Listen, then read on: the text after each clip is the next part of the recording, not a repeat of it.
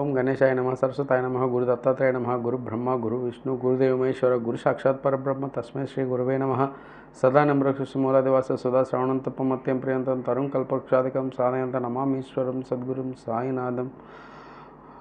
ముందుగా మా గురువుగారైనటువంటి శ్రీ కృష్ణ గురుజీ గారికి పాదాభివందనం చేస్తూ ఈరోజు మరొక అధ్యాయంతో శ్రీ సాయి సచ్చరిత్ర పారాయణాన్ని ప్రారంభిద్దాం. ఓం శ్రీ సాయినాథాయ నమ. శ్రీ సాయి సచ్చరిత్రము 11వ అధ్యాయము. సగుణ బ్రహ్మ స్వరూపమే సాయిబాబా. డాక్టర్ పండితుని పూజ. హాజీ సిద్కే ఫాల్కే. పంచభూతములు బాబా స్వాధీనము. సగుణ బ్రహ్మ స్వరూపమే సాయిబాబా. భగవంతుడు లేదా బ్రహ్మము అను రెండు విధములుగా అవతరించవచ్చును. నిర్గుణ స్వరూపము, సగుణ స్వరూపము. నిర్గుణ స్వరూపమునకు ఆకారం లేదు, సగుణ స్వరూపమునకు ఆకారం కలదు. రెండూను పరబ్రహ్మ యొక్క స్వరూపంలే. మొదటి దానికి కొందరు ధ్యానించరు, రెండవ దాన్ని కొందరు పూజించరు. భగవద్గీత 12వ అధ్యాయంలో సగుణ స్వరూపమును పూజించటే సులభమని కలదు, కావున దాన్నే అనుసరించవచ్చునని చెప్పిరి. మనుష్యుడు ఆకారం కలిగి ఉన్నాడు, కావున సహజంగా భగవంతుని కూడా ఆకారంతో సగుణ స్వరూపునిగా భావించి పూజించుట సులభము. కొంతకాలం వరకు సగుణ స్వరూపముగు బ్రహ్మమును పూజించినా కానీ మన భక్తి ప్రేమలు వృద్ధి చెందవు. క్రమంగా ఆ భక్తి నిర్గుణ స్వరూపముగు పరబ్రహ్మపాసనకు దారితీయను. విగ్రహము, యజ్ఞవేదిక, అగ్ని, వెలుతురు, సూర్యుడు, నీరు, బ్రహ్మ ఈ ఏడును పూజనీయములు. కానీ సద్గురువు వీటన్నిటికంటే సంతృష్టుడు. అట్టి సద్గురుడైన సాయినాథుని మనము ధ్యానించదముగాక.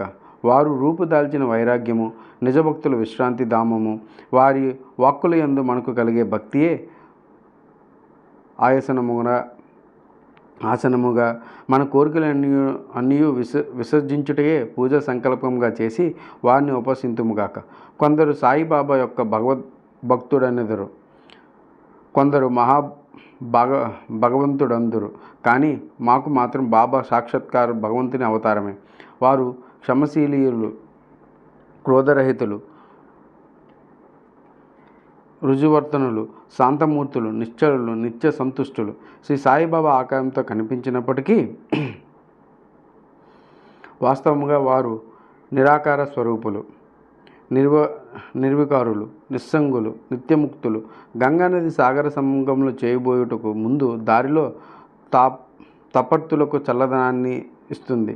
చెట్లు చేమలకు జీవాన్నిస్తూ ఎందరో దాహోద్ధారులకు దాహాన్ని తీరుస్తూ సాగిపోతున్నట్లే సాయిబాబా వంటి మహాత్ములు తమ జీవన గమనంలో జనులకు సుఖశాంతులను ప్రసాదించుచు జగత్తును పావనం చేస్తున్నారు.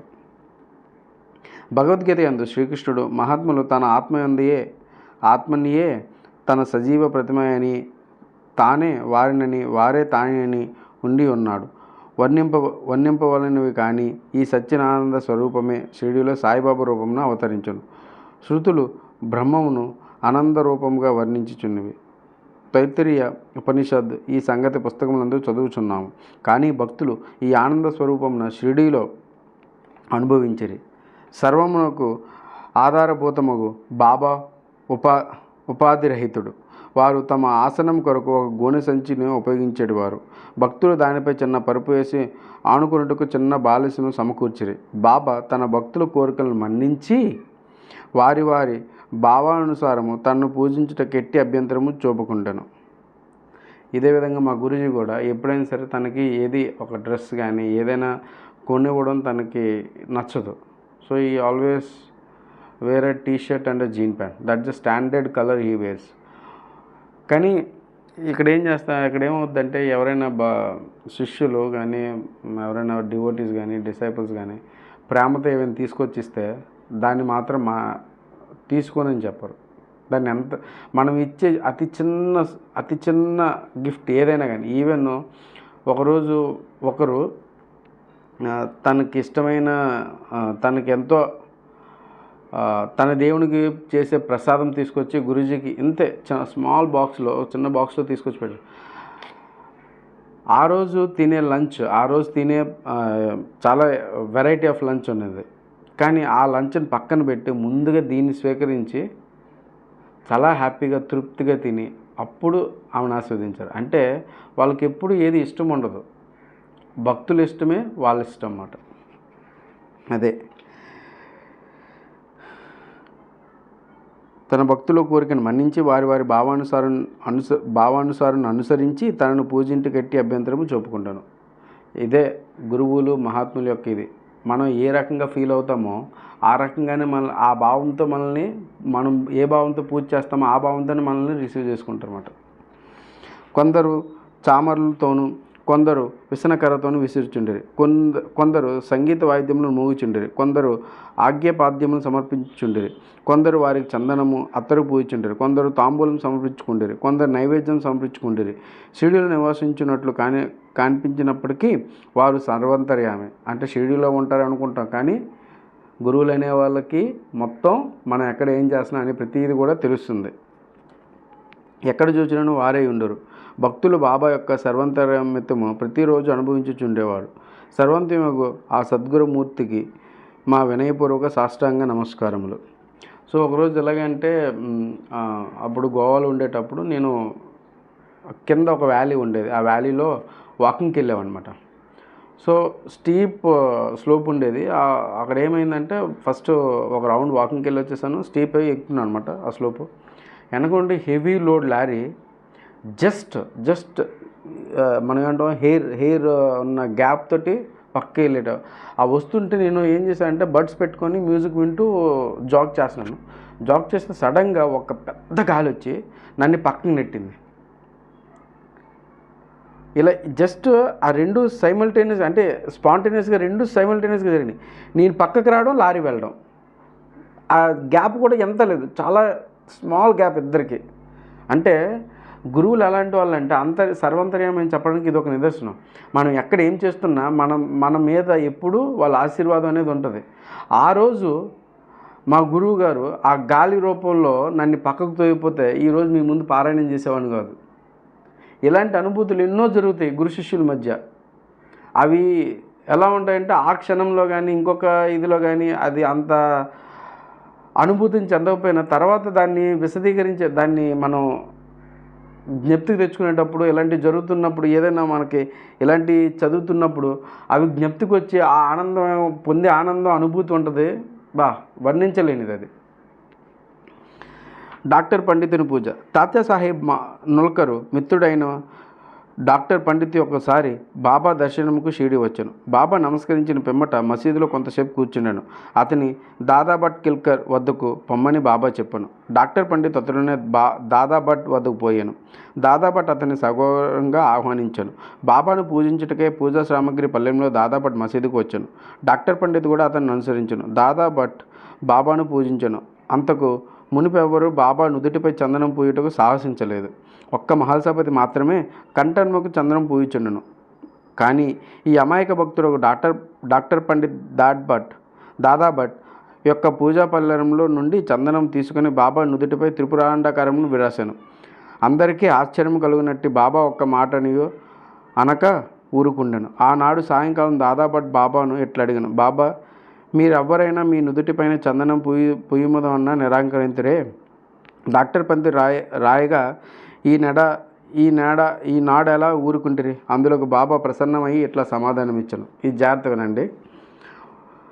ఒకనొక ముసల్మానుని తానొక సద్బ్రహ్మాండని ఒక మహమ్మదీయుని పూజించడం ద్వారా తాను మైలుపడుతుననే దురాభిమానం లేకుండా అతడు నాలో తన గురువుని భావించుకొని అట్లు చేసెను.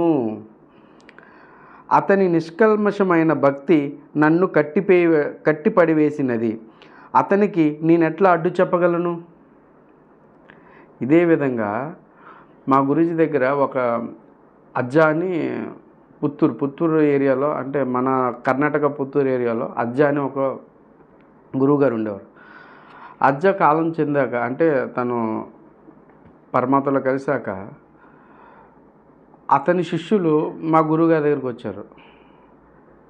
చూసి అతనికి ఏదో మాట్లాడుతున్న సమయంలో అజ్జానే తనతో మాట్లాడుతున్న అనుభవం చెంది ఇప్పటికీ కూడా మా గురూజీ గారిలో అజ్జానే చూసుకుంటారు. మా గురూజీ కూడా అతను ఆ పర్టికులర్ వ్యక్తి వచ్చేటప్పుడు అతనికి అజ్జా ఎలా బోధించేవారో ఆ విధంగానే బోధనలు ఇస్తారు ఇప్పటికీ. సో ఇలా ప్రతి ఒక్క మనిషి మన సద్గురువుల్లో మనం ఏదైతే చూస్తామో, అంటే ఇక్కడ ఏదైతే ఈ బ్రాహ్మణుడు, ఈ పండితుడు తన గురువుగారిని చూసుకున్నాడు అతనిలో, బాబాలో. సో బాబాలో అతని గురువుగారిని చూసుకున్నాడు. బాబా కూడా తన గురువుగారిలో తను శిష్యుణ్ణి ఎలా ఇదయ్యారో అలాగే ఇదయ్యారు అన్నమాట. అదే మహాత్ముంది. దాదా భట్ ఆ తర్వాత డాక్టర్ పండితుని ప్రశ్నించగా అతడు బాబాను తన గురువుగా భావించి తన గురువు కొసరినట్లుగా బాబా నుదుటిపై త్రిపురాండం రాసి వేసి తిని నేను. చూసారా, చేసే అతను కూడా గురువుగారిని ఊహించుకున్నారు. బాబా కూడా తన గురువుని ఎలా ఇదవుతారో అతను కూడా అలా ప్రొజెక్ట్ చేస్తున్నారు. ఇదే సర్వంతర్యామి అంటే. భక్తులు వారి వారి భావానుసారం బాబా తమను ఆరాధించుటకు బాబా సమ్మతించను. ఒక్కొక్కసారి వారు మిక్కిలు వింతగా ప్రవర్తించేవారు. ఒక్కొక్కప్పుడు పూజా ద్రవ్యముల పల్లెంలో విసిరివేయేవారు. ఉగ్రావతారము దాల్చెడివారు. అట్టి సమయంలో బాబాను సమీపించుటకు కూడా ఎవ్వరికీ ధైర్యం చాలడిది కాదు. ఒక్కొక్కప్పుడు భక్తులను తిట్టిచుండెను. ఒక్కొక్కప్పుడు మైనం కంటే మెత్తగా కనిపించేవారు. అప్పుడు వారు శాంతిక్షమలను ప్రతిరూపం వలె కనిపించుచుండిరి. బయట కోపంతో నూగిపోవచ్చు కల్లెర్ర చేసినప్పటికీ వారు హృదయం మాత్రం మాతృ హృదయం వలె అనురాగమును వెంటనే తమ భక్తులను ప్రేమతో దగ్గర తీసి నేనెప్పుడు ఎవరిపైన కోపించి ఎరుగను. చూడండి ఏం చెప్తున్నారు బాబా. నేనెప్పుడు ఎవరిపైన కోపించి ఎరుగను. తల్లి తన బిడ్డలను ఎక్కడైనా తరిమివేయునా, సముద్రము తనను చేరు నదులు ఎప్పటికైనా తిరగగొట్టునా, నేను మిమ్మల్ని ఎందుకు నిరాధించదును. నేనెప్పుడు మీ యోగక్షేమంలోనే ఆక్షేపించదును. మనం ఇక్కడే మిస్టేక్ చేస్తాం. గురుగారు కోపం పడ్డారు, గురుగారు మనల్ని అంటున్నారని. అది బయటకు మాత్రమే, దట్స్ అ ప్రొజెక్షన్. ఇన్సైడ్ మాత్రం మన వాళ్ళ హృదయంలో కానీ వాళ్ళ హార్ట్లో కానీ మన మీద ఎప్పుడు ఎల్లప్పుడూ మాతృప్రేమ అనేది ఎప్పుడు ఉంటూనే ఉంటుంది. అదే నిదర్శనం ఇక్కడ. నేను మీ సేవకుడును, నేనెప్పుడు మీ వెంటనే ఉండి పిలిచినా పలుకుతను, నేనెప్పుడు కోరేది మీ ప్రేమ మాత్రమే అనేటివారు. గుర్తుపెట్టుకోండి ఇది. హాజీ సిద్దిక్ ఫాల్కే. బాబా ఎప్పుడు ఏ భక్తుని ఎట్లా ఆస్వాదించనో ఎవరికీ తెలియదు. అది కేవలం వారి ఇచ్చపై ఆధారపడి ఉండను. హాజీ సిద్దికే ఫాల్కే కథ ఇందుకు ఉదాహరణ. సిద్దికే ఫాల్కేను మహమ్మదీయుడు కళ్యాణ నివాసి మక్కా మాదీనా యాత్రలను చేసిన పిమ్మట షిరిడీ చేరాను. అతడి చావడి ఉత్తర భాగంలో బస చేశాను. 9 నెలలు షిరిడీలో నున్నను. బాబా వాడిని మసీదులో పాదం పెట్టనివ్వలేదు. అతడు మసీదు ముందున్న ఖాళీ జాగాలో కూర్చొని ఉన్నాడు. ఫాల్కే మిక్కిలి నిరాశ నిస్పృహలతో లోయను. ఏమి చేయుటకు అతను తోచుకున్నాను. నిరాశ చెందవద్దని నందీశ్వరుని ద్వారా వెళ్ళిన శివుడు ప్రసన్నుడైనట్లు మాధవరావు దేశపాండే శ్యామ ద్వారా బాబా వద్దకు వెళ్ళమని అతన్ని మనోరథము సిద్ధించునని కొందరు భక్తులు అతనికి సలహా ఇచ్చిరి. అట్లనే తన తరపున బాబాతో మాట్లాడమని శ్యామను ఫాల్కే వేడుకొన్నాను. శ్యామ అందులోకి సమ్మతించి ఒకనాడు సమయం కనిపెట్టి బాబాతో నెట్లనేను. బాబా, ఆ ముదుసాలి హజీను మసీదులో కాలు పెట్టనీయ వేళ ఎంతోమంది వచ్చి నేను దర్శించిపోవచ్చున్నారు. ఆ హజీని మాత్రం ఎందుకు ఆశీర్వదించవు? దీన్ని బాబా ఇట్లా జవాబు ఇచ్చాను. శ్యామ, ఇటువంటి విషయాల్లో నీవింకా పసివాడవు, నీకు ఇవన్నీ అర్థం కావు. అల్లా ఒప్పుకోనిచో అంటే ఒప్పుకోకపోతే నేనేమి చేయగలను? అల్లా మీ కటాక్షం లేనిచో ఈ మసీదులో పాదం పెట్టుగలుగు వారెవరు? సరే, నీవు వాని వద్దకు పోయి వారిని బావి వద్దనున్న ఇరుకు కాలిబాటకు రాగలడేమో అడుగుము. శ్యామ పోయి హజీకి ఆ విషయం అడిగి తిరిగి బాబా వద్దకు వచ్చి హజీ అందులకు సమ్మతించనని చెప్పాను. 40,000 రూపాయలు 4 వాయిదాల్లో ఇవ్వగలడేమో కనుగొనమని తిరిగి బాబా అడిగాను. శ్యామ వెంటనే పోయి హజీ తాను 4 లక్షలు కూడా ఇచ్చుటకు సిద్ధంగా ఉన్నాడని జవాబు తెచ్చారు. సరే, మరలా పోయి వాడిని ఇట్లు అడుగుము. మసీదులో ఈనాడు మేకను కోసేదము. వానికి దాని మాంసం కావాలనో రుషణములు కావాలనో కనుగొనము.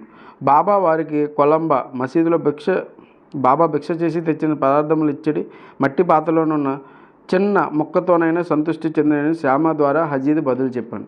ఇది వినగానే బాబా మిక్కిలి కోపంతో మసీదులోని కొలంబ నీటి కుండలను బయటికి విసిరివేసి తిన్నగా చావడిలో ఉన్న హజీ వద్దకు పోయి తన కఫ్ని పైకెత్తి పట్టుకొని తీవ్ర స్వరంతో, నన్ను గురించి ఏమనుకుంటున్నావు? నీవేదో గొప్పవాడివని, పెద్ద హజీవని గొప్పలు పోవచ్చు ఏమిటేమిటో వదులుచున్నావే. నా దగ్గర నీ ఆటలు ఖురాను చదివి నీవు తెలుసుకున్నది ఇదేనా? మక్కా మదీనా యాత్రలు చేసిననే గర్వంతో నేనెవరో తెలియలేకున్నావా అనుచు ఏమేమో ఇంకను అతన్ని తిట్టి మసీదుకు మరలా వెళ్ళాను. బాబా ఆగ్రహావేశాలు చూచి హజీ గాబరపడాను. ఆ పిమ్మట బాబా కొన్ని గంపలు మామిడి పండ్లను కొని వాటికి హజీకి పంపాను. తిరిగి హజీ వద్దకు వచ్చి తన జేబులో ఉన్న 55 రూపాయలు తీసి లెక్క పెట్టి హజీ చేతిలో పెట్టాను. అప్పటి నుండి హజీని బాబా ప్రేమాధారంతో చూచుచూ భోజనంకు పిలిచిచుండెను. హజీ ఆనాటి నుండి తనకిష్టం వచ్చినప్పుడల్లా మసీదులోకి వచ్చిపోవుచుండెను. బాబా ఒక్కొక్కప్పుడు వానికి డబ్బులు నిచ్చుచుండెను. బాబా దర్బార్లో అతను కూడా ఒక్కడయ్యాను. పంచభూతముల స్వాధీనం. బాబాకు పంచభూతం స్వాధీనం తెలుపు 2 సంఘటనలను వర్ణించడం పిమ్మట ఈ అధ్యాయమును ముగించదు. 1. ఒకనాడు సాయంకాలంలో షిరిడీలో గొప్ప తుఫాను సంభవించను. నల్లని మేఘములు ఆకాశము కప్పెను. గాలి తీవ్రముగా వీచెను. ఉరుములు మెరుపులు కుంభవృష్టితో కురిసెను. కొంతసేపట్లో నేల అంతయు జలమయమయ్యాను. పక్షాది పక్షులు జీవకోటికి సహా జనులందరూ మిక్కిలి భయపడేరు. షిరిడీ గ్రామంలో కొలువై ఉన్న శని, శివపార్వతులు, మారుతి, ఖండోబ మొదలైన దేవతలు ఎవ్వరూ వారిని ఆదుకొనలేదు. కావున వారందరూ మసీదుకు వచ్చి బాబాను శరణుజొచ్చిరి. తుఫాను ఆపివేయడని బాబాను వేడుకొనిరి. ఆపదలో ఉన్న జనులను చూసి బాబా మనసు కరిగాను. వారు బయటకు వచ్చి మసీదు అంచున నిలబడి బిగ్గరగా, ఆగు, నీ తీవ్రతను తగ్గించు, నెమ్మదించు అని గర్జించిరి. కొన్ని నిమిషముల్లో వర్షం తగ్గను. గాలి వీచటం మానెను. తుఫాను ఆగిపోయాను. చంద్రుడు ఆకాశము కనిపించెను. ప్రజలందరూ సంతృష్టి చెంది వారి గృహంలోకి పోయిరి. ఈ చదువుతున్నప్పుడు ఆ యొక్క విజువలైజేషన్ నాకు ఇప్పటికీ కళ్ళ ముందు కనబడుతుంది. ఇంకొకప్పుడు మిట్ట మధ్యాహ్నం దునిలో మంటలు అపరిమితంగా లేచను. మంటలు మసీదు కప్పుకున్న దూలముకు తాకినట్లు ఎగురుచుండెను. మసీదులో కూర్చున్న వారికి ఏమీ చేయుటకు తోచలేదు. దునిలో కట్టెలు తగ్గింపుడని కానీ, నీళ్లు పోసి మంటలు చల్లార్పుడని కానీ బాబాకు సలహానిచ్చుట వారు భయపడుచుండిరి. వారి భయాందోళనను బాబా వెంటనే గ్రహించి తన సటకాతో ప్రక్కనున్న స్తంభంపై కొట్టుచు, దిగు శాంతించుము అన్నిరి. ఒక్కొక్క సటక దెబ్బకు కొంచెం కొంచెం చొప్పున మంటలు దిగిపోయి దుని యథాపూర్వకంగా మితముగా మండసాగాను. భగవత్ అవతారమైన శ్రీ సాయినాథుడైనటువంటి వారు వారి పాదములపై పడి సాష్టాంగ నమస్కారం చేసి సర్వస్య శరణాగతి వేడిన వాళ్ళ నెల్లరూ వారు కాపాడెదరు. ఎవరైతే భక్తి ప్రేమలతో నీ అధ్యాయంలోని కథలను నిత్యపారాయణం చేసేదరో వారు కష్టములన్నిటికీ విముక్తులవుదురు. అంతేకాక సాయి అందే అభిరుచి భక్తి కలిగి త్వరలో భగవత్ సాక్షాత్కారము పొందెను. వారి కోరికలన్నీ నెరవేరి తుదకే కోరికలు లేని వారిపై ముక్తిని పొందెను. 11వ అధ్యాయం సంపూర్ణం. సద్గురు శ్రీ సాయినాథప్రణమస్తు. శుభంభూవత్. అలాగే మా గురువు గారు అయినటువంటి శ్రీకృష్ణ గురుజీ గారికి పాదాభివందనం చేస్తూ ఈరోజు ఈ సాయి సాహిత్య పారాయణాన్ని ముగిద్దాం. అలాగే ఎప్పుడు చెప్తున్నట్టు పఠనంలో కానీ వర్ణనలో కానీ ఏవైనా తప్పిదాలు ఉంటే మనస్ఫూర్తిగా క్షమించమని కోరుకుంటూ, అలాగే మీ ఫ్రెండ్స్ ఫ్యామిలీతో ఈ చిట్టి కాషన్ షేర్ చేసి అలాగే ఈ ఛానల్ సబ్స్క్రైబ్ చేసి నన్ను సపోర్ట్ చేస్తారని కోరుకుంటున్నాను. ఓం సాయిరామ్.